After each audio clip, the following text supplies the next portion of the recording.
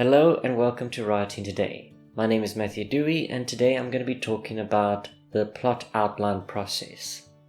Now, I'm nearing the end of a book I've been working on for a couple of months now.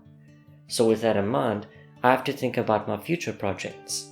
Luckily, I have a list of story ideas that I've always wanted to tackle. So now is a fantastic time to talk about plotting one story. As always, if you want to check out some of my work, there's a link to my website in the description below. And if you're interested in professional coaching or checking out some of my writing courses, there's links to those too. With that said, let's get straight into the very first step, which is talking about your idea.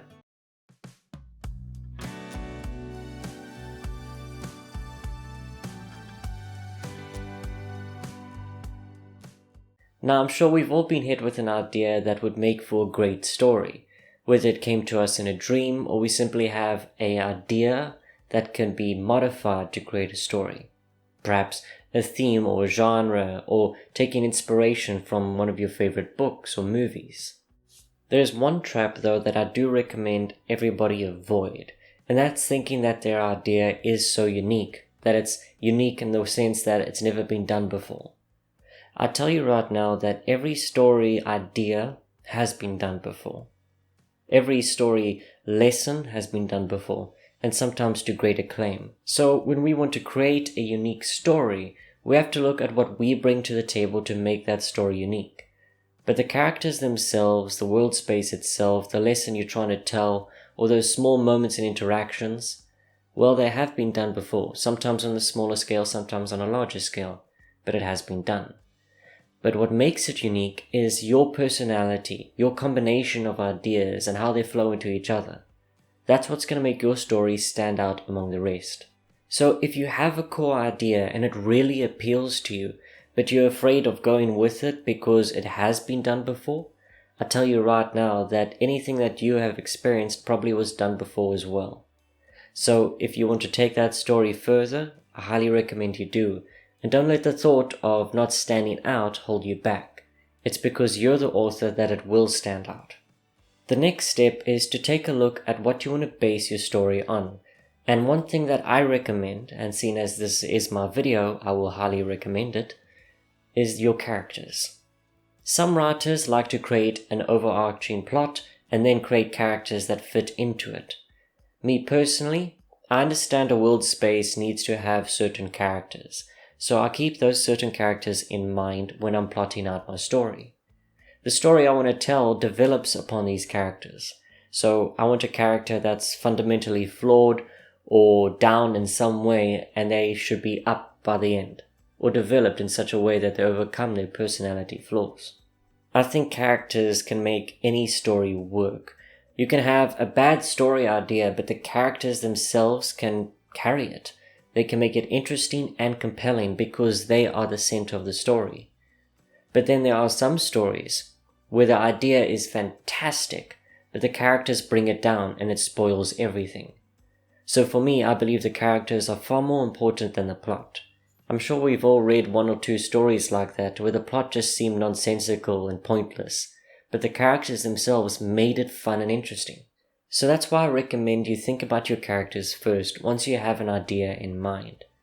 Build them up first of all, how they look, where they come from, sure. Talk about their strengths and their flaws. But mainly, think about where they are at the beginning of the story and how you want them to be at the end. That's where you start to develop the scenes that break them down and build them up into that character that they should be by the final chapter. We plan the inciting incident, we create the trauma and the challenges they need to overcome, and then help develop their personality. But at the end of the day, it's taking a good character and putting them through the ringer till we get something that's even better at the end. Step number 3 is to now take a closer look at your story structure. By this point, you should have characters in mind, you should have a plot that you have in mind as well. And now you need to break it down into steps or chapters that make sense and flow into each other. Now, the most common story structure that is used is the 3-act story structure, where the first third of your story is surrounding the characters, introducing them, explaining the inciting incident or having the inciting incident, depending upon the timeline that you're working with in your world space. The next third of that story is the sequence of events that build upon the character and the plot so the reader can learn a bit more about these characters, the world, space, and why it all matters. The third act is simply the protagonist and the antagonist having a final confrontation, so a lot of issues have been resolved in some way or another. Typically, the 3-act story structure can be deceiving because the first third, as I say, could also be like the first quarter, and the second act might be 2 quarters of the book, and the third act being the last quarter.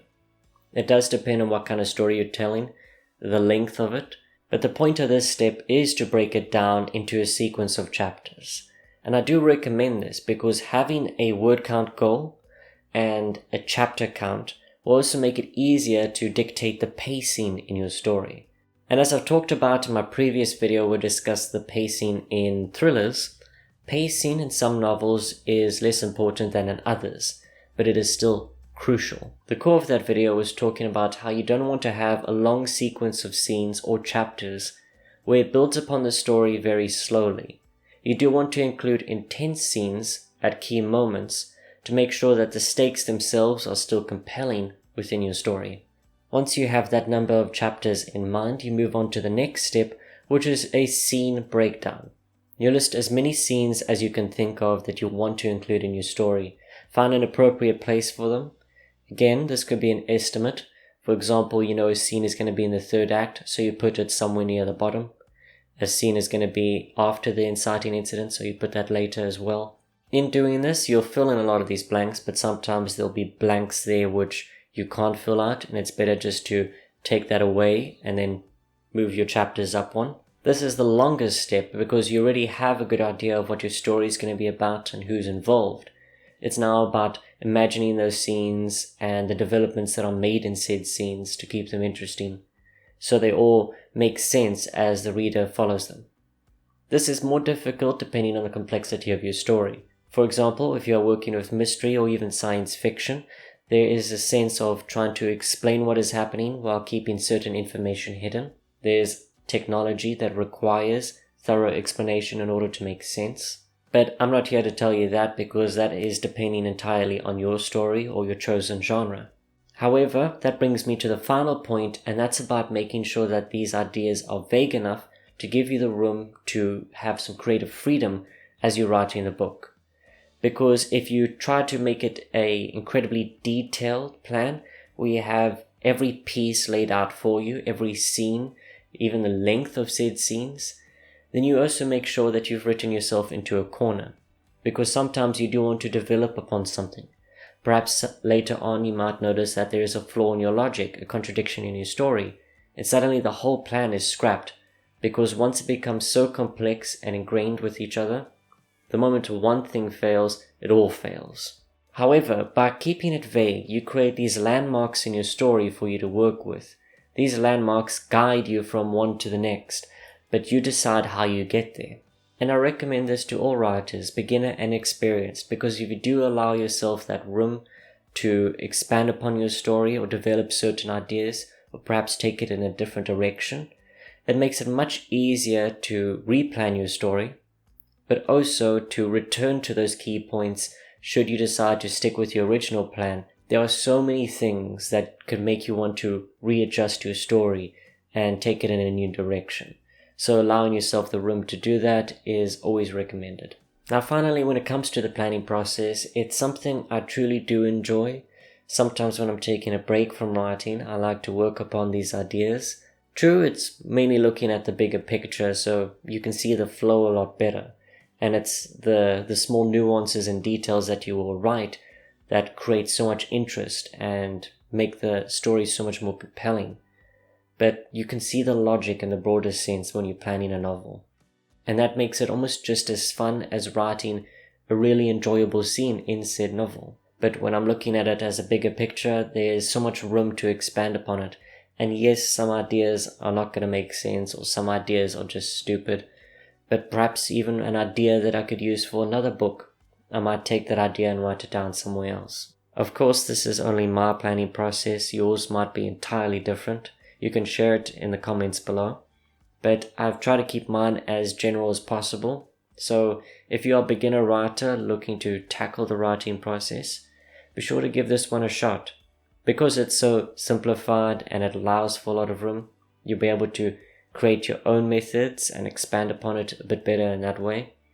But if you are starting out, this is something I do recommend. It's very easy to get carried away, especially if you find an idea so compelling. And I feel that getting carried away with that idea and creating something that's too constrictive will actually make the writing process a lot more difficult. If you enjoyed this video, be sure to leave a like and subscribe if you haven't already. And I'll see you in the next episode of Writing Today.